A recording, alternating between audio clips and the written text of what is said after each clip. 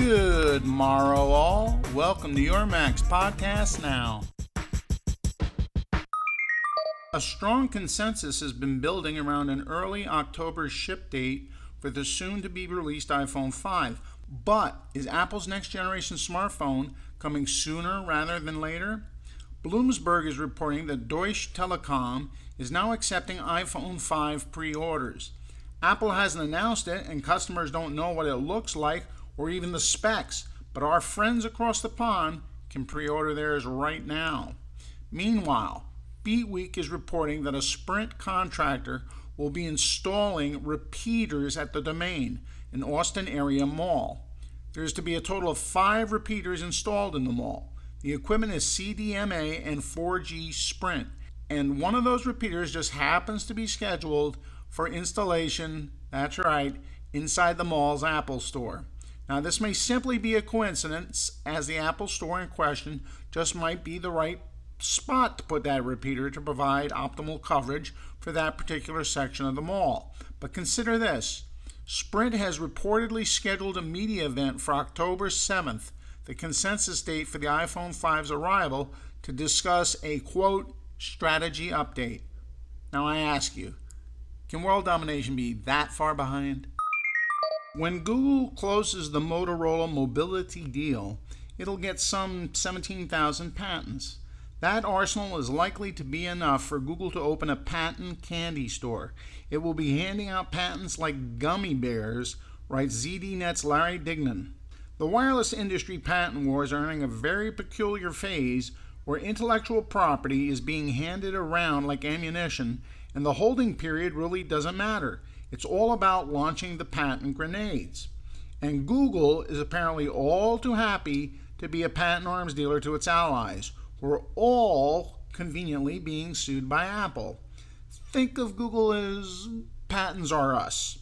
In a Machiavellian fashion, these companies are building patent stockpiles simply by acquiring them through other companies. Shouldn't there be a holding period before you can sue someone over a patent? Can you really have a patent for just a few hours and start lobbing lawsuits? Apparently, the current MO is if you can't beat them, sue them.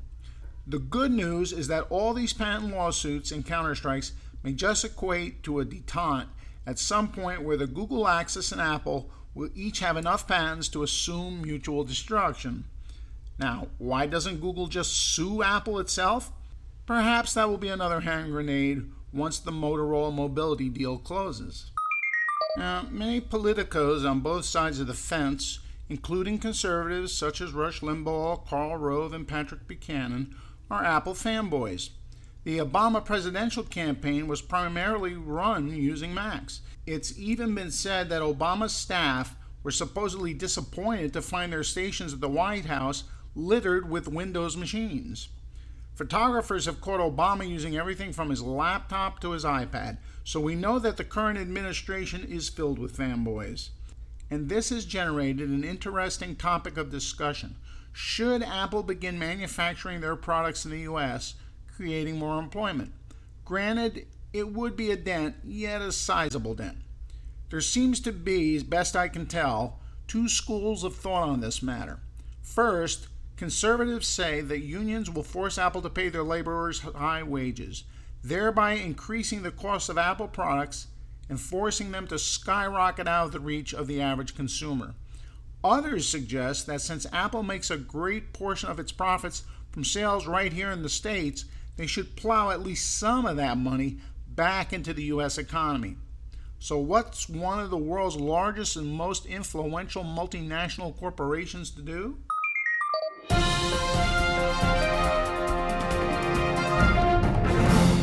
Truth triumphs fiction! And across the seas we go. Pat Johansson says he heard a roar from his vacationing neighbor's garden in southwestern Sweden late Tuesday and went to have a look. With the help of police and rescue services, the 45-year-old Johansson later managed to set the drunken moose free, in part by sawing off tree branches. How does a moose get drunk? Goes to the moose lodge, I suppose. Cute, right? Yeah, this might be you. No offense, but if you're freaking out about the demotion of the Mac and the post-PC world and natural scrolling and the iOSification of Lion, this might be you. Would you prefer a different look? Great. I've just called you either a dog or a baby. You're welcome. There's actually good news in both of these things. The baby specifically. That baby specifically. In 2001: A Space Odyssey, people evolved from half a step up from monkeys to people who could go to the moon. And when we got to the moon, there was this thing that pretty much forced us to go further. Well, in the movies.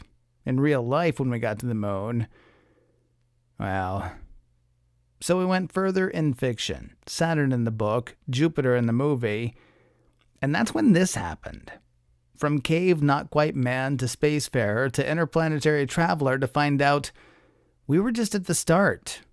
We were children. Bring this back to today. Well, a few days before today. We used to not have anything like accounting. Then one day, somebody blew somebody's mind and came up with something like this. There's a halfway decent chance that that person was beaten to death for his troubles, but that just tends to be the way. And this thing begat this thing, which begat this thing, which begat this thing, which begat this thing. You can kind of see a progression.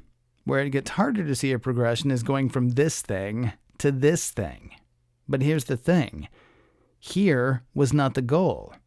It was just a rest stop at which we got stuck. Maybe by technology, maybe by distractions. Here was not where we were going. And neither is here. The fact is, there is no destination. There's just the journey. And I know that sounds, well, but we've got to keep moving down that road. Because this is not the thing for which we're looking. Nor this, nor this, nor this, nor this. I think the best we can hope for is this. Then we get to go outside and play.